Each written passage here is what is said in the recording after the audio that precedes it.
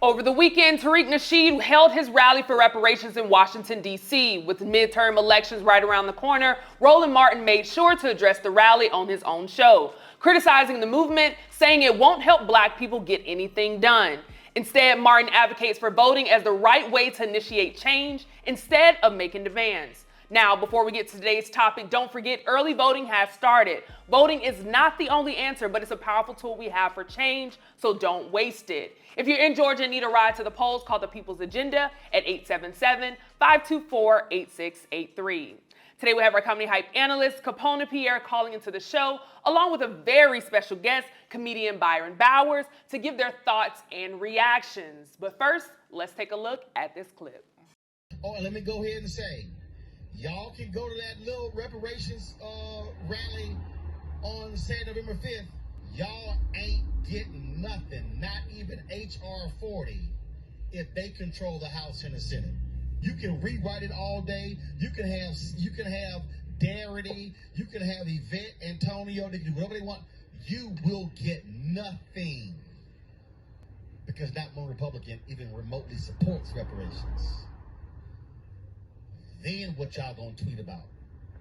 Now, there's a couple things that I want to unpack here. First of all, thank you so much for joining us today, Byron. Thank you for having me. Absolutely, for this conversation. Pierre, I'm going to kick it off with you to get your reaction. What are your thoughts? Do you agree with Roland's stance that, voting is over fighting for reparations?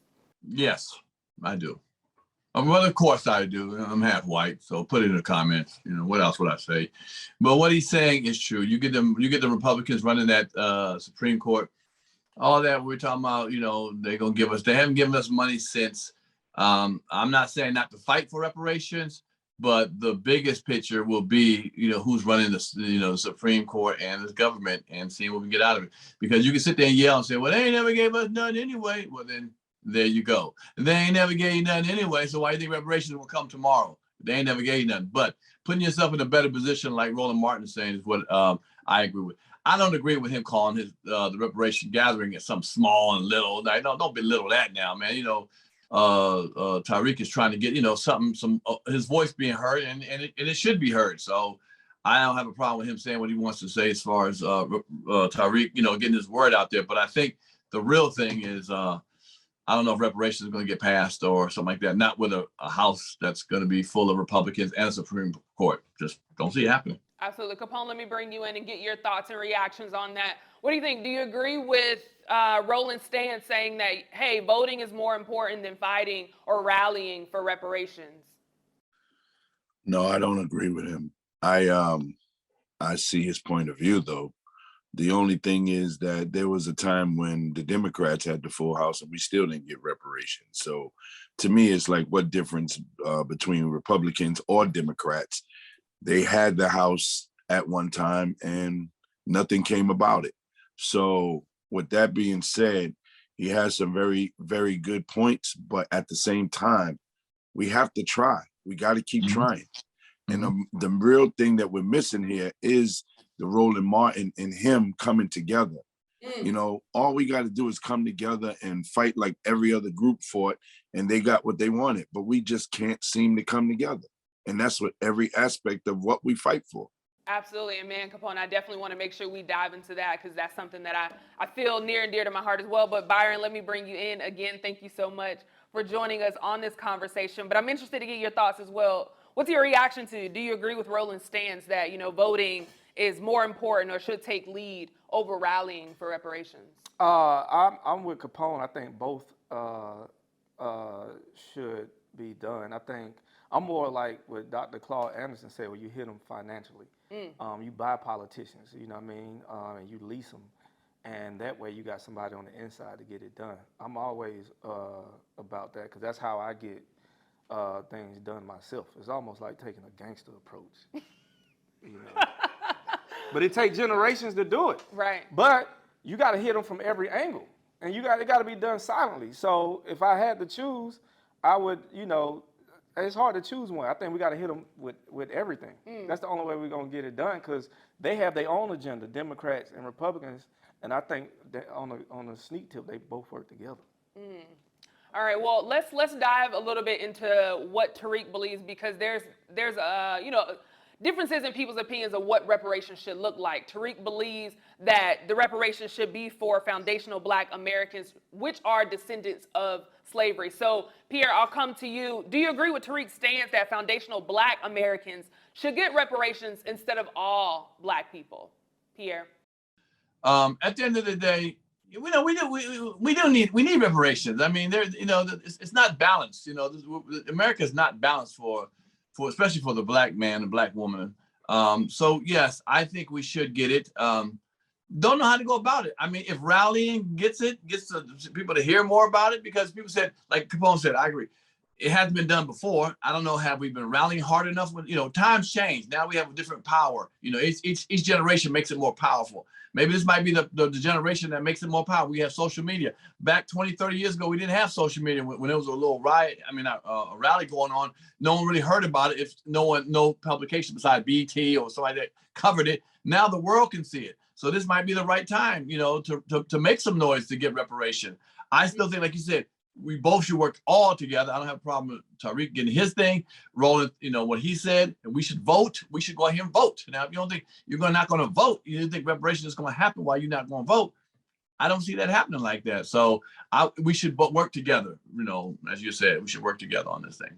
And everybody, like I said, I don't have a problem with being from African descent to get it, to get reparation. But I wonder what reparation looks like. Well, Capone, let me bring you in and ask you that same question. What are your thoughts? When it comes to reparations, Tariq says, hey, you have to be a foundational Black American in order to receive that reparation, and not just, Black. If there's no one that's a descendant of a slave, then you do not receive reparations. What are your thoughts on that? Do you agree with that stance? No, I don't. That's going to be hard to decipher who gets what. And that's been the problem for the longest. Everybody who got reparation, they got land, they got casinos, they especially took care of the Indians. And, it's a great thing to see how organized the Indians are in separating themselves, even in America.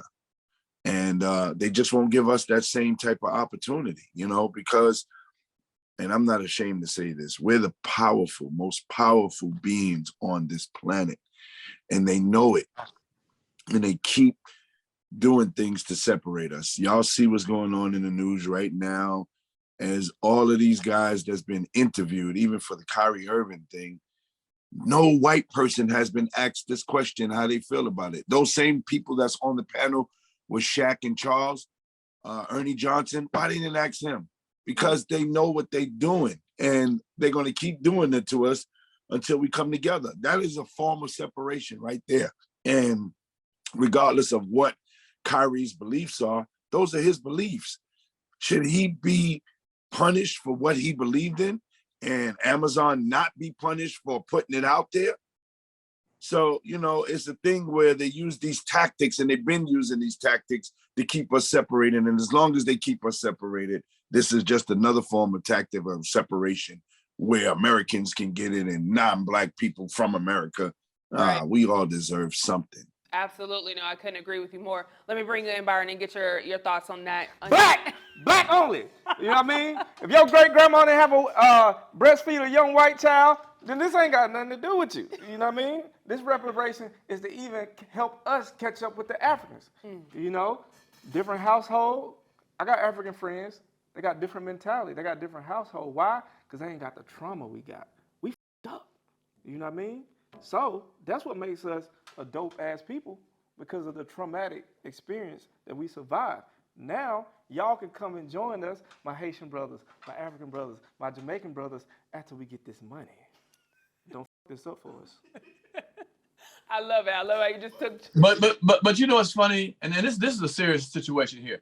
What is reparations? You don't understand, if they told us we all could get blase, Black people themselves would be arguing about that ain't enough, that ain't right, I don't want that shit, all that. I don't want $200,000 and 40 acres. I want this. So how would we even come? What is even how would we even come together if they gave us something? People would reject it. Most people reject what the offer would be. I want this amount. I want 40 million and this, that. It's something that'd be ludicrous. So what is it? How we make it happen? I think our best thing, to me personally, if we scrap the reparations, Forget asking people for something or waiting on somebody to give us something. And then we hustle. We do it the old school way, where we hustle to get it ourselves, and that way we'll put ourselves in power to help each other. We tried that with Black Wall Street, and you see what they did to us. We didn't ask them for nothing. We built our own communities, had our own banks. We did all of this on our own, and somehow they bombed it. They did it in Philadelphia, the same. They did it a few times. Because when we came together and we come together, they fear that. They know what the truth is. It's just that we know, and we are ashamed to even go forward with the truth by coming together. That's all we need to do is come together. And we can't seem to do this. They keep putting the game in there where they get, why is, people who play basketball the spokesman for us? You know, why is that the situation? Why is people who play football the spokesman for us? That's not us. If we have beliefs in something and we move forward regardless of what, why we don't have our own Black league? Why every single thing we do has to be connected to them to make them more money? This is just modernized slavery to this day. You just give people money now. You don't get money back in slavery. You get money now and you keep them separated. That was what Jim Crow said, and that's how it's been. Agreed. And that's why I think we should move quietly and silently, because nobody ever protected our Black leaders. And now you want like an entertainer, like you say, a sports person, to play, run, and do all that, and also lead a community. And that's not fair to those people. Absolutely. Now, speaking of leaders, one thing that I find, a little frustrating about this is just seeing us, and as both, all of you have mentioned, just go head in head when we have two different men that are in their respective fields, leaders of some sort, where they have a big following. Because Tariq, of course, did respond to Roland, and one of his followers would post a picture of Roland crying, and we're going to pull it up on the screen. And it says, Roland looking at the crowd like #rally for reparations, and Tariq Nasheed would laugh at it. Now, of course, these gentlemen are going back and forth, but it kind of leads to the question, why is there so much division when it comes to issues like this? As mentioned, two things can be and I think Yamanika says it best, two things can be true at the very same time. There can be two different things, two different issues that we're handling in two different ways as long as we're connected. So, Capone, I'll actually come back to you on this one. Why do you think we're seeing that division in our leadership, whether it's, people that are put in these positions not by us, but those people that have a following, Tariq Nasheed and Roland Martin have a following, why are we seeing that division in Black leadership, and what's the solution to move forward so that we can come together? Capone, I'll start with you. Well, coming together is the solution. Divide and conquer is something that we've been taught.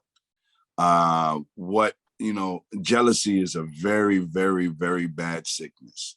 And so many people get it and they don't know what they got. For Roland Martin, who's a very good friend of mine, but I can't agree on you hating or even making the comments that you make about a Black man trying. Not to say that he's successful at it, but he's trying. Back him up. Back him up. What can I do in my voice to help you to make this thing come true? Not, oh, you'll never get nothing. Come on, that's just like your aunt, your aunt father saying to you, you'll never be shit. And then you turn out to be something. All you got to do is come together, stick together, try. But the separation shit is always something that keeps us from moving forward. No, I agree. Byron, let me bring you in and ask you that same question. Why are we seeing so much division in our Black leadership, and what is the solution to move forward? It's old tribal stuff, right? Just like how they break Atlanta up. But it's just one thing. We should move as a unit. We need one common goal. Like I said, as a spiritual nigga, we still healing from our traumatic past. It's hard for us to even have a united household. It's hard for us to have a united Thanksgiving, So I think once we start to heal and start to rebuild like good family structures and start with the simple stuff, then it will spill out into the bigger picture. It's hard for two niggas to root for the same football team sometimes. So I think it's a smaller problem, but it's so much of a bigger individual problem also. So But I do think it comes with having one goal, accepting everybody for their flaws, but be willing to die. When the last time people died for what they believe in? People used to die for freedom. People used to die for civil rights. But ain't nobody dying for shit except trying to, go hang out at Shirley House on Friday. Them the risks we take now, you know what I mean? Fentanyl and shit like that. So I think we need to get common goal and we fight for it from every angle. Absolutely. And Pierre, be willing to die for that shit. Y'all niggas dying for tennis shoes. You speaking true. Hey, I can't be mad at you there. Pierre, let me bring you in to close us out. What is it? Why are we seeing this division in Black leadership, and what is the solution? We're big on solutions here. What is the solution to move forward? Pierre. Well, to my man Byron, the reason niggas ain't dying for shit like they used to, because back in the days, there wasn't shit to live for. A lot of niggas that had no big future, nothing bright, come home, go to eat, go work out in the fields and come the fuck home. I die for that shit too, for something. Now people see the good life on social media. They can be in Paris. They can be niggas in Paris, driving Bentleys, eating lobsters and steaks. I ain't dying. Who the fuck want to die and not get that shit, okay? This ain't 1822. I died for shit in 1822. Get the fuck out of life. Or the 40s, the 50s, the 1940s, the 50s. All right, now get back to the question. First of all, you got to ask them two men. Because at the end of the day, niggas will be niggas. Both of them are acting like niggas, okay? And I'm going to say it. Because, yes, Roland shouldn't have said what he said about the brother. He shouldn't have said that. And the brother shouldn't have came back and said what he said. It's back into the fishbowl of niggas being niggas on social media. Look at the comments. People cannot wait to put something negative in a comment. You, I hate you. We don't even come together as people. So let's not even worry about them two while they arguing and barking at each other. We bark at each other in the comments. Guarantee you, I'm gonna read the comments. You're gonna see people barking at me. You, I hate you. So what are we talking about? We can't come together. We can't say, you know what? I respect your opinion. I respect your opinion. Hey, I don't agree with it, but I'm gonna respect you doing your thing. I'm gonna do my thing. Hopefully, we find common ground and come together. Because at the end of the day, we're trying to make it right for all of us being Black folks. But as soon as somebody says I got some different way to go, it's you nigga, clown ass nigga, you goofy ass nigga, fuck your ass nigga. That's back to Jim Crow, like Capone was just saying. We're mentally screwed the fuck up. We just got to hate on each other. If it ain't my way, I don't like your way, and I'm gonna let you know I don't like your way. And that's the sad thing about it. Just let that man Tariq do his thing with the rally. Hopefully it works out. And Roland, you get to vote people out to come out to vote and get the voters and all that and change something. We can both do both things at the same time. We can both do things at the same time. We gotta hate each other for doing this shit differently. We're trying to be a common goal, man, for success of Black folks. But niggas getting in with niggas. Now, to your point, Pierre, Tariq Nasheed's rally would actually get nearly 4,000 people that did show up for that, for that agenda, which, yeah, I do applaud that. And I think just being able, like you all said, being able to say, hey, this is what you're doing, this is what I'm doing, how can we come together to work together on one common goal? So I appreciate you guys for chiming in on this topic. This was very fruitful, and I appreciate it. I hope people do get something out of this. Now, of course, before we head out, I'd like to know what you have going on. Capone, I'll start with you. What do you have coming up, and how can people follow you? Shout out to the Harlem comedy in Harlem. Pierre, you got to go there, bro. It's a crazy, great vibe. Nice little comedy club. Nice. Black owned. They came out this weekend and really showed love to me. I'm about to be in Cleveland. Not this week. I'm actually off taking care of business this week. But next week I'll be in Cleveland at the Improv, and just keeping busy, telling jokes, and also keeping people aware of what we need to do to come together. That's part of my set now. And how can people follow you? They can follow me by having Instagram and going to Comedian Capone. If you can't spell comedian, please don't follow me.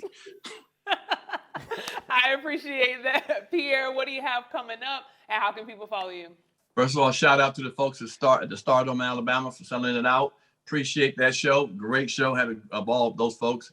I'll be at Sully's Comedy Club for a Black fraternity, November 16th. That's in Baltimore. November 16th, Baltimore. I'll be at Sully's Comedy Club. This week, we're going to bring on Pierre's Panic Room. We're bringing back, guess who? George Wallace. George Wallace is coming back in the place to be. You know how he's crazy when he F'd everybody else or F everybody else? Well, he got another version, but he comes in on Pierre's Panic Room on YouTube this week. Starting today's a clip, and the rest of the show comes out this week. So please support. And of course, how can people follow you? Shit, no ain't exact now. I don't really want to follow me. Comic Pierre, COMICPIERRE. If you can't spell none of that, just still follow me. I still take it. I'll take it. Follow. Just find out. Ask somebody how to follow me. Still follow you. I like it. I like it. Last and certainly not least, Mr. Byron, again, thank you so much for adding to this Thank you for having me. conversation. You definitely brought a lot of funny and a lot of value, so we appreciate you so much. It was all tequila based. Tequila based. All right, now I know you have a special coming out. If you want to tell us the name of it, I want to start there. It's on Hulu. It's called Spiritual Nigga. It's gonna be on Disney if you're in Europe and stuff like that. And we did fight for the term nigga because it's a tribute to the old albums that will come out.